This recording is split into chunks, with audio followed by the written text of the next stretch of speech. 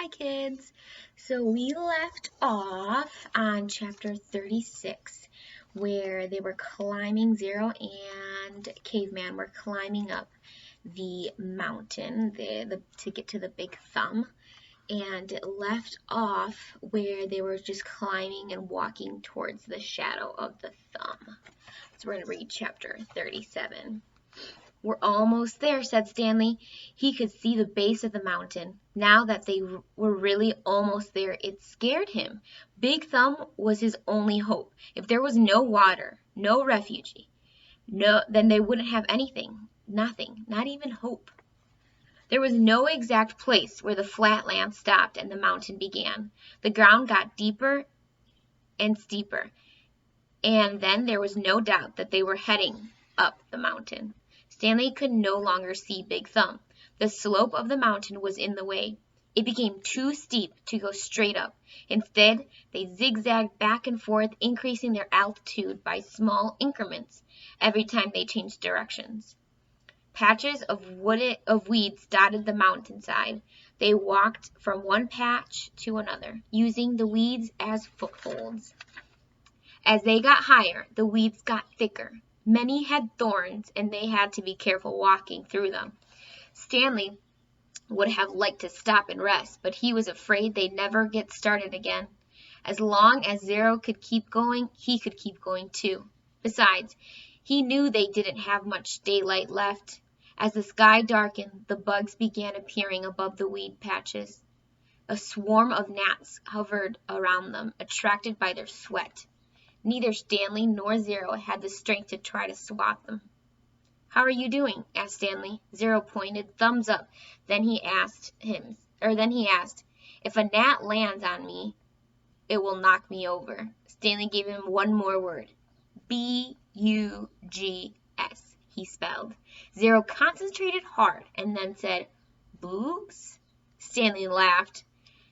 A wide smile spread across Zero's sick and weary face as well. "Bugs," he said. "Good," said Stanley. "Remember, it's a short U if there's no E at the end." "Okay, here's a hard one. How about L-U-N-C-H?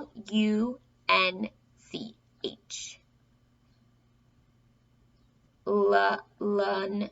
Suddenly, Zero made a horrible, wrenching noise as he doubled over, grabbed his stomach.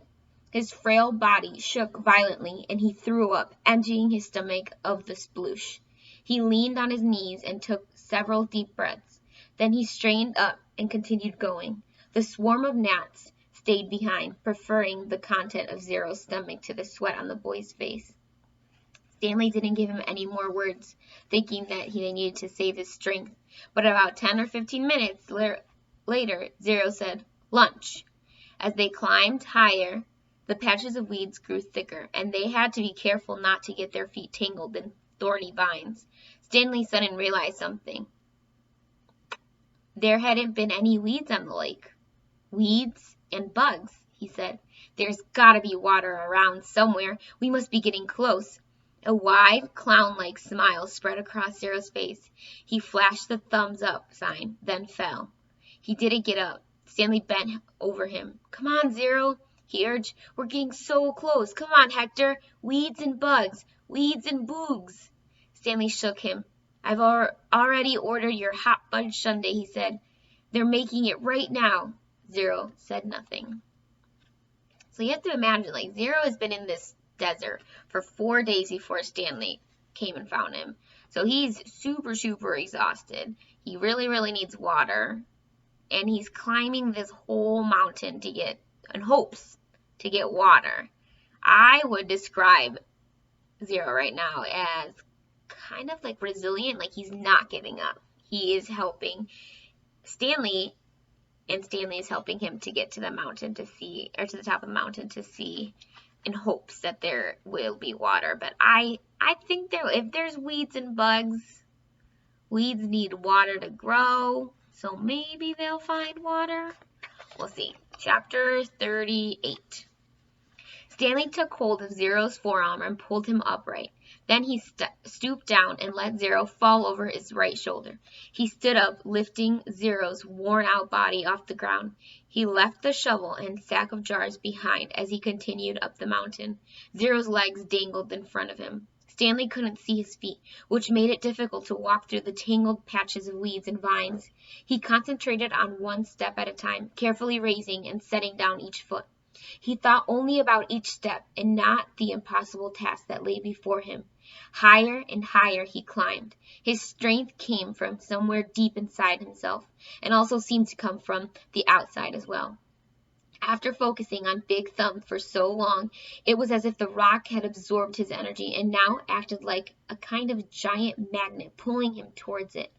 After a while, he became aware of a foul odor. At first, he thought it came from Zero, but it seemed to be in the air, hanging heavy all around him. He also noticed that the ground wasn't as steep anymore. As the ground flattened, a huge stone rose up ahead of him, just barely visible in the moonlight. It seemed to grow bigger with each step he took. It no longer resembled a thumb, and he knew he'd never be able to climb it. Around him, the smell became stronger. It was the bitter smell of despair. Even if he could somehow climb Big Thumb, he knew he wouldn't find water. How could there be water at the top of a giant rock? The weeds and bugs survived only by an occasional rainstorm, like the one he had seen from camp. Still, he continued towards it. If nothing else, he wanted to at least reach the thumb. He never made it. His feet slipped out from under him. Zero's head knocked against the back of his shoulder as he fell and tumbled into a small, muddy gully. As he lay face down in the muddy ditch, he didn't know if he'd ever get up again. He didn't know if he'd ever even try. Had he come all this way just to... You need water to make mud. He crawled along the gully in the direction that seemed the muddiest. The ground became gloppier. The mud splashed up as he slapped the ground. Using both hands, he dug a hole in the soggy soil. It was too dark to see, but he thought he could feel a tiny pool of water at the bottom of his hole. He stuck his head in this hole and licked the dirt.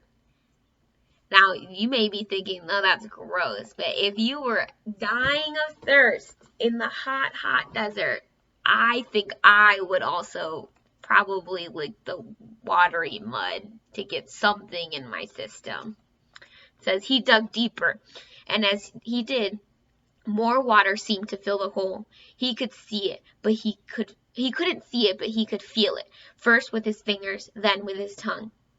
He dug until he had a hole that was about as deep as his arm was long. There was enough water for him to scoop out with his hands and drop on Zero's face. Zero's eyes remained closed, but his tongue poked out between his lips, searching out the droplets. Stanley dragged Zero closer to the hole. He dug, then scooped some more water and let it pour out of his hands into Zero's mouth.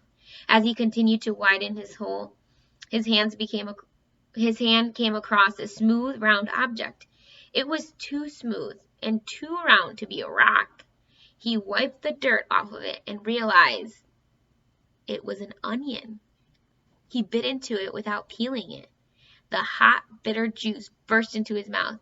He could feel it all the way up to his eyes. And then when he swallowed it, he felt its warmth move down his throat and into his stomach. He only ate half. He gave the other half to Zero. Here, eat this. What is it? Zero whispered. A hot fudge sundae. And that is the end of chapter 38. So what I'm thinking now is, what did Sam... So Catherine Barlow was like the peach lady. So that's where we thought that the sploosh that Zero ate, that was Miss Catherine Barlow's. And Sam was, he sold sweet onions. So I think that was Sam's patch, or where Sam would get his onions from when he was still alive and he was selling them. So that is the chapter, or the end of chapter 38. So I will read 39 and 40 tomorrow. You can comment your predictions or your thoughts on this video. I enabled the comments section below. But I hope you have a great day, and I'll see you tomorrow during our Zoom meeting. Bye.